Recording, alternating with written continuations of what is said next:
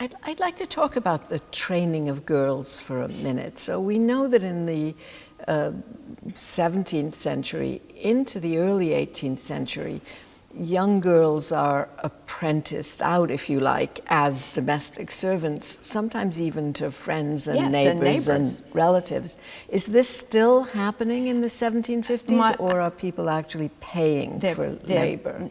They're not paying much, but they're paying for domestic labor. My theory about, it's not just my theory, but the theory about that, sending your daughter to work with a neighbor, we all know how difficult mothers and teenage daughters are.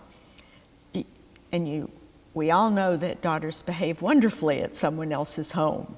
And so some of this is to maintain a kind of peacefulness in a household. As you send your troublesome daughter to your neighbor or to your friend, where they are willing to take the instruction more readily from this not stranger, but this other person other than your own mother. And so that pattern may still exist in rural or backcountry areas. But now in towns and cities, you have immigrant,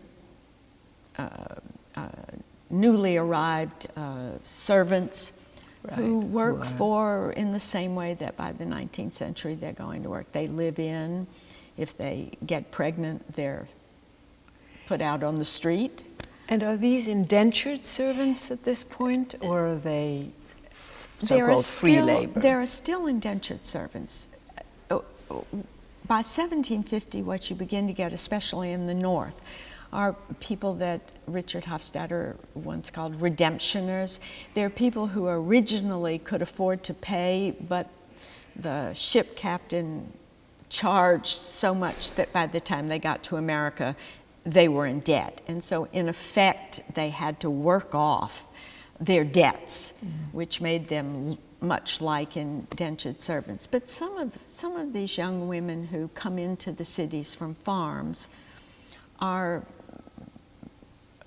want to be paid whatever they can be paid, and want to not do farm work. They want to live in the city. The city is attracting young men off these farms where the land, especially say in New England, where the land has been divided so many times that the younger sons are going to get a plot this size, and so they move into Boston, they move into Cambridge, they move into Newport, looking for, to make their fortune, so to speak. And the young girls, as the men leave, the young girls leave as well.